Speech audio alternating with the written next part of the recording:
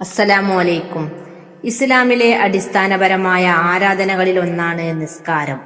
നിസ്സാരമാക്കി നിസ്കാരത്തെ ഒരാൾ ഉപേക്ഷിച്ചാൽ 15 വിധം ശിക്ഷ കൊണ്ട് അവൻ ശിക്ഷിക്കപ്പെടുന്നതാണ്. ഈ ലോകത്ത് വെച്ച് 3, മരണസമയത്ത് 3, ഖബറിൽ വെച്ച് 3, ഖിയാമത്ത് നാളിൽ അവൻ തന്റെ റബ്ബിനെ കണ്ടുമുട്ടുന്ന സമയത്ത് 3 ശിക്ഷകളുണ്ട്.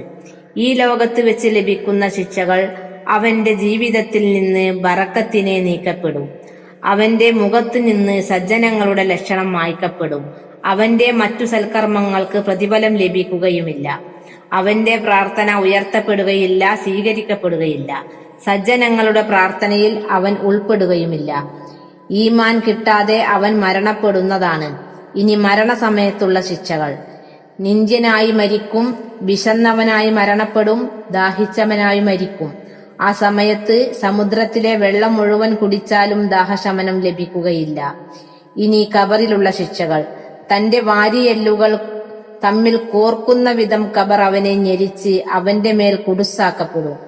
അവന്റെ ഖബറിൽ തീ കത്തിക്കപ്പെടുകയും രാപ്പകലുകൾ അവൻ ആ തീയിൽ കിടന്ന് മറിഞ്ഞുകൊണ്ടിരിക്കും. ഷുജാഉൽ അക്രഹ് എന്ന സർപ്പത്തെ അവന്റെ മേൽ അധികാരപ്പെടുത്തും. നിസ്കാരം പാഴാക്കിയതിന്റെ കണക്കനുസരിച്ച് അവനെ അത് ഭയങ്കര ശബ്ദത്തോടെ കൊത്തിക്കൊണ്ടിരിക്കും.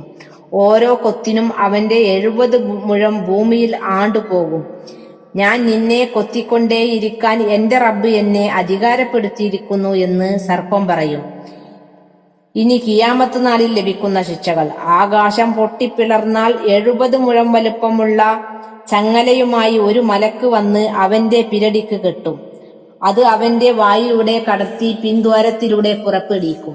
ശേഷം ഇത് നിസ്കാരം ഉപേക്ഷിച്ചവനുള്ള ശിക്ഷയാണ് എന്ന് ആ മലക്ക് വിളിച്ചു പറയും. അള്ളാഹു അവനിലേക്ക് അവന്റെ അനുഗ്രഹത്തിന്റെ നോട്ടം നോക്കുകയില്ല. അവന് ശക്തമായ വേദനയുള്ള ശിക്ഷ ലഭിച്ചുകൊണ്ടേയിരിക്കും. അവനെ ശുദ്ധീകരിക്കുകയില്ല. നബി സല്ലല്ലാഹു അലൈഹി വസല്ലമ തങ്ങൾ പറഞ്ഞു: ഒരാൾ നിസ്കാരം അതിന്റെ കൃത്യസമയത്ത് നിസ്കരിക്കാതെ പിന്തിക്കുകയും പിന്നീട് ഖളാ വീട്ടുകയും ചെയ്താലും ഒരു ഹുക്കുബ നരകത്തിലിട്ടാൽ അവനെ ശിക്ഷിക്കപ്പെടും. ഒരു ഹുക്കുബ 8 വർഷവും 1 വർഷം 360 ദിവസവും പരലോകത്ത് 1 ദിവസം ഇഹലോകത്തെ 1000 വർഷത്തിന് തുല്യമാണ്.